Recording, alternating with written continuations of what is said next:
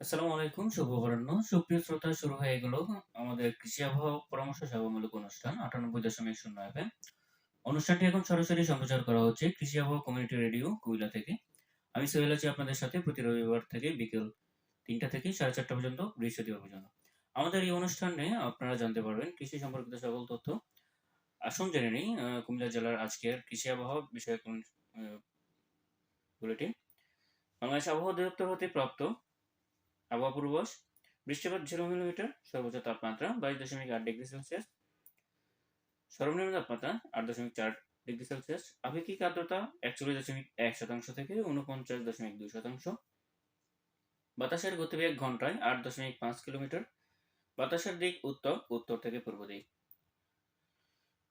সারা দেশে তীব্র শীত বিরাজমান। এর পাশাপাশি আগামী 3 দিনের মধ্যে হালকা বৃষ্টি, গুঁড়ি বৃষ্টি হওয়ার সম্ভাবনা রয়েছে বলে বাংলাদেশ আবহাওয়া অধিদপ্তর বিএমডি জানিয়েছে। বিএমডির তথ্য অনুসারে মধ্যরাত থেকে সকাল পর্যন্ত সারা দেশে মাঝারি থেকে ঘন কুয়াশা পড়তে পারে এবং এটি কোথাও কোথাও দুপুর পর্যন্ত অব্যাহত থাকতে পারে। এই পরিস্থিতিতে দণ্ডায়মান ফসল রক্ষার জন্য নিম্নলিখিত জরুরি পরামর্শসমূহ প্রদান করা হলো। কুয়াশা ও শীতে এই অবস্থায় বোরো ধানের বীজতলা 3 থেকে 5 সেন্টিমিটার পানি ধরে রাখতে হবে। ঠান্ডার প্রকোপ থেকে রক্ষা এবং চারার স্বাভাবিক বৃদ্ধির জন্য বীজতলা রাতে স্বচ্ছ পলিথিন দিয়ে ঢেকে দিন। বীজতলা থেকে পানি সকালে বের করে দিয়ে আবার নতুন পানি দিন। প্রতিদিন সকালে চারার উপর জমাকৃত শিশির ঝরিয়ে দিন। আবহাওয়ার বর্তমান পরিস্থিতিতে আলুর নাবিধসা রোগের আক্রমণ হতে পারে। প্রতিরোধের জন্য অনুমোদিত মাত্রায় ম্যানকোজেব গোত্রের ছত্রাকনাশক 7 থেকে 10 দিন পর পর স্প্রে করুন। সরিষায় অল্টারনারিয়া ব্লাইট রোগ দেখা দিতে পারে।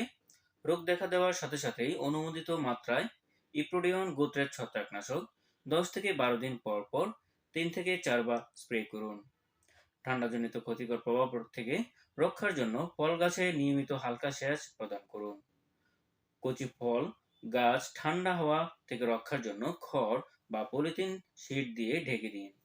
গম ক্ষেতে সেচ প্রদান থেকে বিরত থাকুন। জমিতে যেন পানি জমে না থাকে সেদিকে লক্ষ্য রাখুন। গবাদি পশু হাঁস মুরগির ঘর চট কালো কাপড় দিয়ে ঘিরে দিন এবং হাই ভোল্টেজ বাল্ব জ্বালিয়ে রাখুন। নিম্ন তাপমাত্রা ক্ষতিকর প্রভাব থেকে রক্ষা পেতে পুকুরে যেন যথেষ্ট পরিমাণ পানি থাকে সেদিকে লক্ষ্য রাখুন। বিভিন্ন ব্যাকটেরিয়াজনিত রোগ থেকে মাছ রক্ষার জন্য পুকুরে চুন প্রয়োগ করুন 250 থেকে 500 গ্রাম প্রতি শতাংশে। দেশ জুড়ে তীব্র শীত। এ পরিস্থিতিতে কৃষক ভাইদের জন্য জরুরি পরামর্শ। কুয়াশা বা তীব্র শীতের এই অবস্থায় ধানের বীজতলায় 3 থেকে 5 সেন্টিমিটার পানি ধরে রাখতে হবে। শীতের প্রকোপ থেকে রক্ষায় বীজতলা রাতে স্বচ্ছ পলিথিন দিয়ে ঢেকে দিন।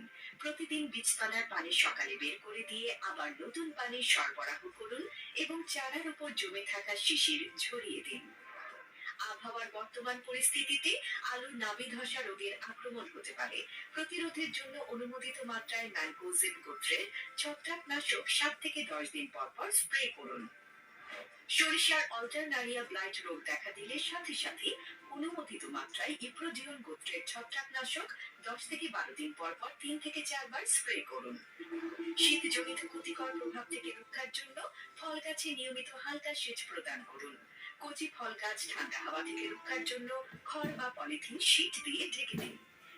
গবাদি পশু ও হাঁস মুরগির ঘর চট বা কালো কাপড় দিয়ে ঘিরে দিন এবং হাই ভোল্টেজ বাল্ব জ্বালিয়ে রাখুন। কৃষি আবহাওয়া সম্পর্কিত তথ্য ও পরামর্শ পেতে ভিজিট করুন www.bamis.gov.bd।